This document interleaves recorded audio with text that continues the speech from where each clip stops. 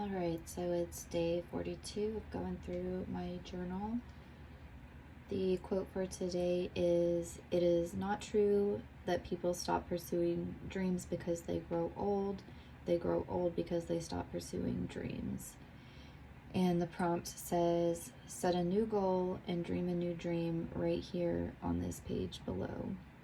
So if you're journaling along, go ahead and pause the video and take a few minutes to write your response, and I'll be back on in a second with what I wrote. All right, so here's what I wrote a few months ago for day 32. It says, again, set a new goal and dream a new dream. This is what I thought I wrote, at least starting out. So I said, "I'm not sure that I need to set a new goal. I already have many, maybe too many. Maybe a new goal would be to accomplish one of my other goals. Maybe to try and stick to following the habits laid out in my habit tracker." So I've got this habit tracker that I've been using since the first of the year, and I think I started using it at the end of last year, but I've tried all of these different ways over the past several years, and I see this as a common thread. Like, I know that it seems like people are talking about how Gen Z and like other people are trying to like self-diagnose with ADHD or other things. And I think I've mentioned a couple times, like, I haven't been diagnosed, but based on the symptoms that some people are posting, it seems to fit with what I have. And like, a lot of people will, like, they'll say like, "Oh, I've bought like 500 planners and I'll start, filling them out for like a day or two," and then, never. I have a collection of planners that I've started, and I would like get hyper focused and like go into it and spend like, hours like filling it out and planning my goal and like feel so pumped about it, and then just never use it again. So it's happened so many times that I will no longer ever buy like a dated planner, because I know that more than likely I'm not going to use it that year. And so I do have a planner that I've been keeping on the back burner, that it's not dated, and it's the kind that you can like interchange a lot of the pages, and you can kind of customize it to be whatever you want. I forget, I think it's called like My Notebook, or I don't know, but I've been holding on to it, and I've come back to it a couple times and tried to like get started and use it to help me get organized. But what I've realized, I think, is that I'm just not organized enough in my overall life. Like, I know people like use planners to get their lives organized, but I don't think my life is even organized to stick to using a planner, like, if that makes sense. Not for any like extended period of time. One thing I've been doing for a long time is like trying to set like a daily to-do list. It works best if I do it like the evening before, but I don't always remember to do that, or I don't always make time to do that. So if anything, there was a long time that I got in the habit of like doing it first thing in the morning, like kind of building it into my morning routine to like set my to-do list. And that's worked a little bit. But overall, like following this habit tracker and just like slowly building habits, somehow I've been able to get in a pretty decent morning routine. And even though I still like don't get it perfect, it's definitely been improving over the past couple years. And so that's what I'm trying to say here. Like, I don't need to set a new goal. Like, I have a ton of goals and I just never follow through with them. And I tend to like, want to accomplish something, and I'll set a goal to accomplish it, but then I'll get distracted by some other thing that I want to do and don't follow through with like the original one. So I end up having like 10 open projects that I want to do and just never finishing any of them. And so I don't think it's setting a new goal or dreaming a new dream. It's just following through with some of the ones that I already have. And so, yeah, that's why I'm trying to like get my habits in order and get in a routine of working regularly on these goals and trying to follow through. But anyway, so that's, one of my goals is to stick to following the habits that I'm laying out. And then I go on to say, or probably the best one for me right now would be to finish my GIS course by the end of the month. If I did that, it would leave room to work on other goals. Okay, so yeah, that was earlier this year. I was trying to finish up that course that I didn't get finished in the fall semester. And I did finish it. I said, I think my overall dream is to develop this property where I'm staying that I inherited from my grandparents into a self-sustaining paradise. Oh. And that is something that like whenever I would like meditate or daydream or whatever, there's a few things that like come into my head occasionally. And one of them has to do with doing something on this property. And I don't really like have a solid goal. Maybe I go on to talk about it in here. So I said, I wish I knew where to start, but what I do know is that I need to finish this degree. While a part of me feels like it's holding me back from doing other things, a part of me is realizing how much I'm growing throughout the process and how I'm learning and how my whole way of thinking is changing. I was actually having a conversation with my roommate about this yesterday because I'm taking a course this semester and we just had like our third class, I think.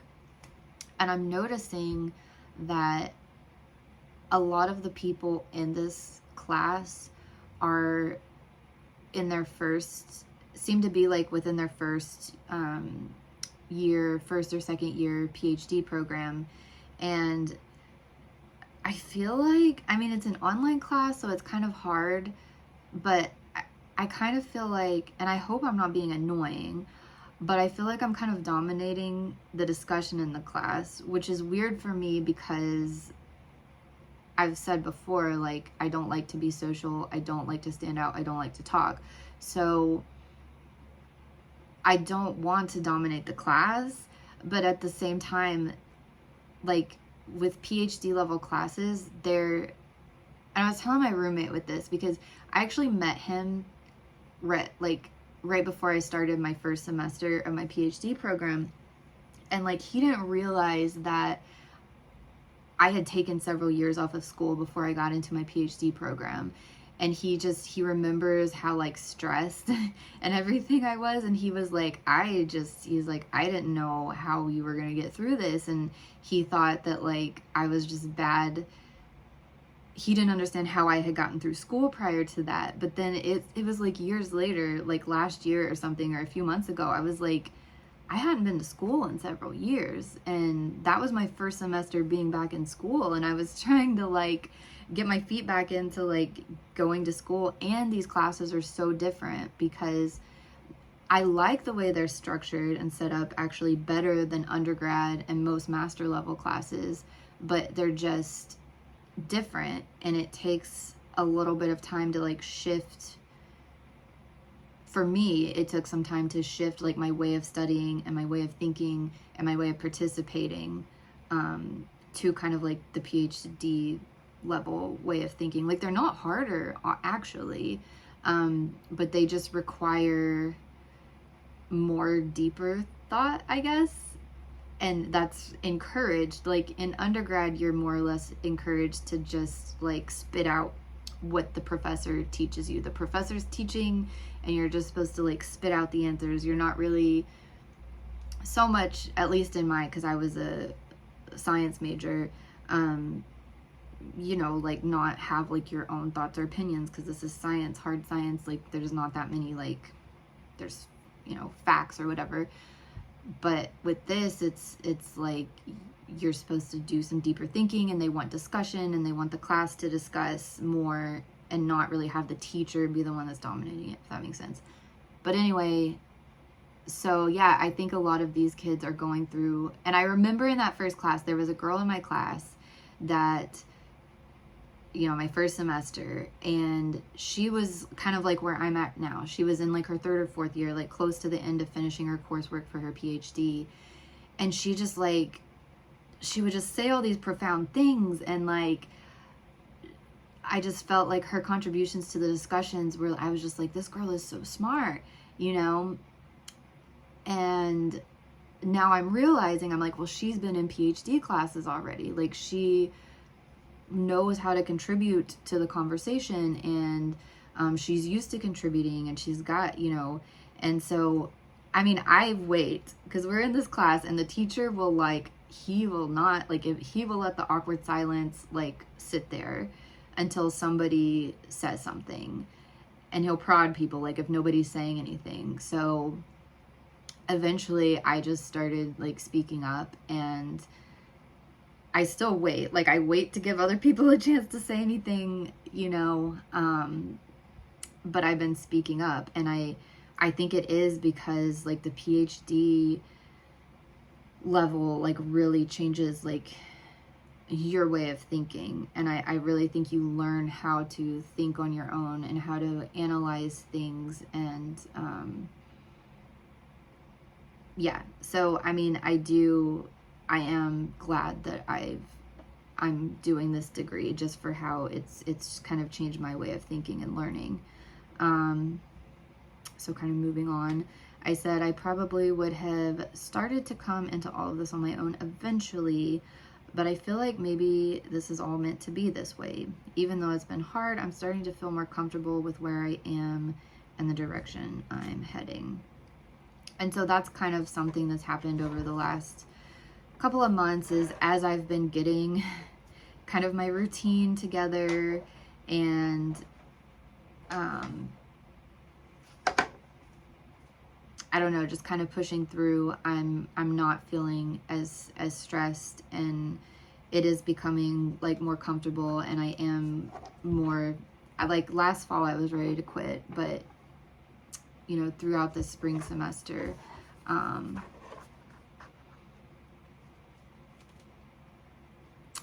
more like glad that I'm doing this and pushing through. We'll see when I get to like actually writing my dissertation, but at least for now, I'm glad. I feel like I've learned a lot and everything. So I guess that's it. While I'm trying to finish school, I don't feel the need to set any new goals. I'm just kind of putting those all off. And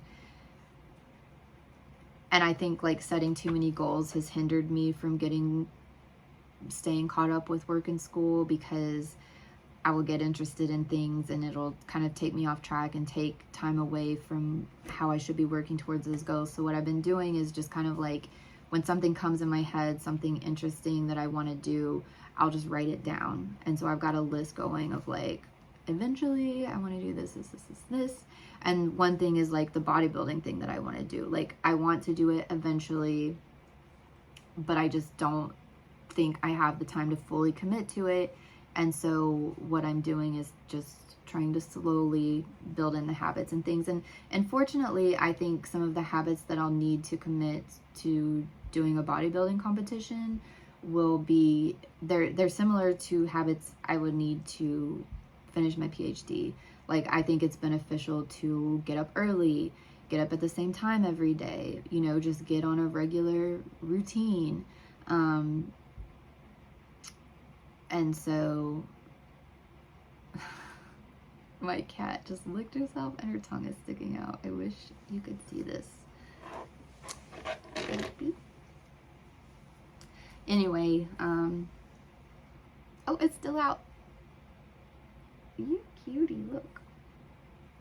She's mad. But, yeah, I mean, for now, my goal is to finish school and just keep working on building my habits so I can keep getting better, and hopefully once I'm done, do something cool that I like. So we'll see how that goes, but that's all I have for today. Tomorrow I will be back with day 33.